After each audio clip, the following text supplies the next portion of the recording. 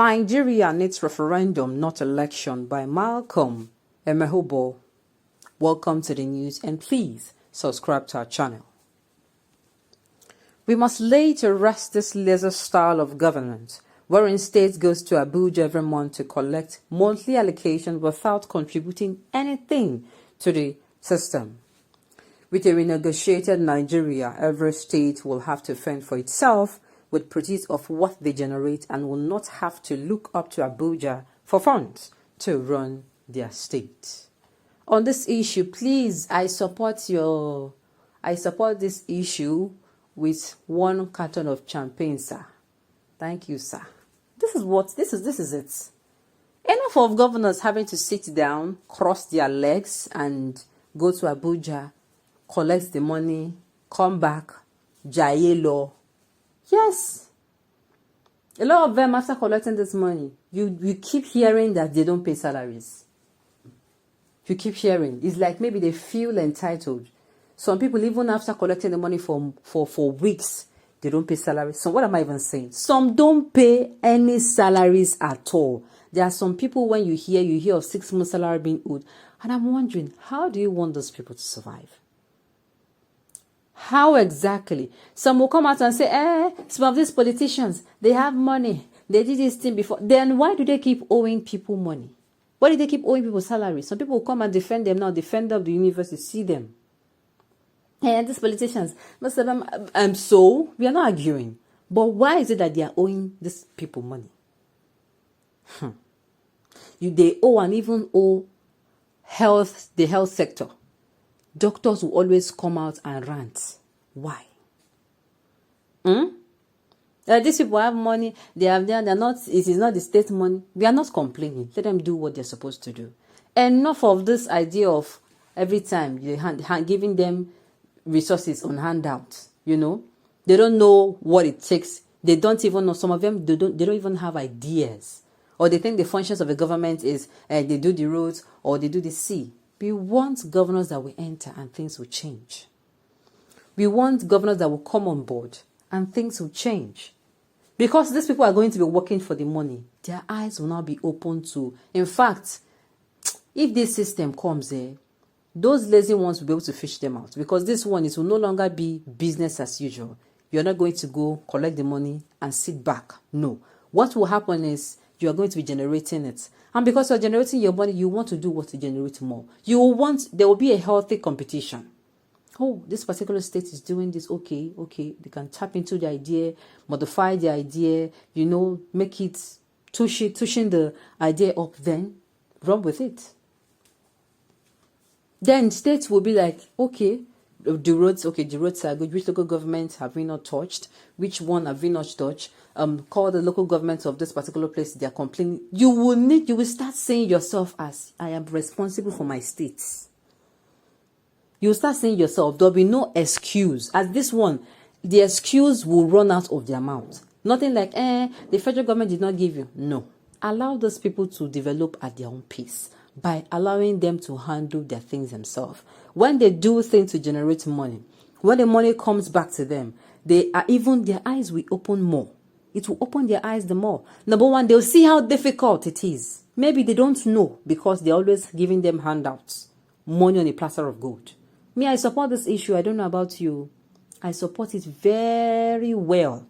Then if somebody say, I worked, I'll know that people will be able to quantify really. People will be able to ascertain, say, oh, this person really, really worked. They worked. And then, as you are working, that's your tenure.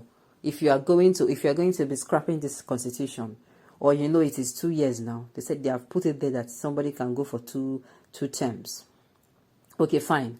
So when you are working, you are actually, campaigning for yourself. If you don't do well, you don't even need to rerun for it. You don't need to come out and say, let them vote for you. You just step aside, let somebody else. It will open states' eyes a lot to issues concerning the people, to issues concerning the government. In short, their eyes will be more. See, it is when you think that when somebody always gives you something on a platter of gold. For instance, you're a student and you're always giving money, food money, upkeep money. You use it anyhow. You even give out. You become Father Christmas. Nobody is telling you not to give. But how you're going to value the more is, if that money is put together, they call you and ask you, what exactly do you want to learn? You might start grumbling. They say, see, we'll keep giving you the money once as you're learning, but immediately you start, you finish learning and conclude, we set up a business for you and the money stops. Agreed? It's either this or we don't even give you the money at all. That particular child, if that particular child is not lazy, is lucrative, what am I even saying? Nobody is lazy. Nobody is a dummy. That is when that child will creative ideas will be coming out. You yourself, as the parents of that particular child, you are going to be proud that you'll be like, so this girl can actually do this. You are not going to know. So the ideas, the innovative part of these people, the innovative part, the strategic part, the analytical part will come out once they stop receiving money like handout. That is just the truth. The news in detail. Please stay with us. The constitution of a country is a contract that legally binds its people and their government.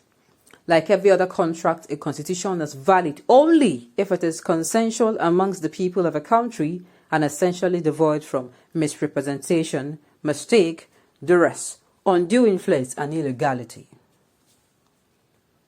Looking at the Nigerian 1999 constitution, can we soberly and honestly say that it has consensus of the Nigerian people?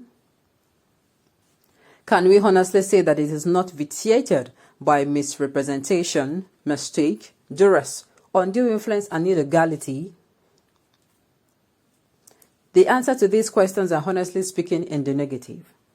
It is regrettably and unfortunate that many Nigerians do not know that a Nigerian 1999 constitution is a military decree, fraudulently and deceitfully foisted on us by a bunch of irresponsible, selfish, and self-centered military men and their cohorts in 1999, with clauses protecting them and their loot of our commonwealth before handing over power to the Nigerian civilians.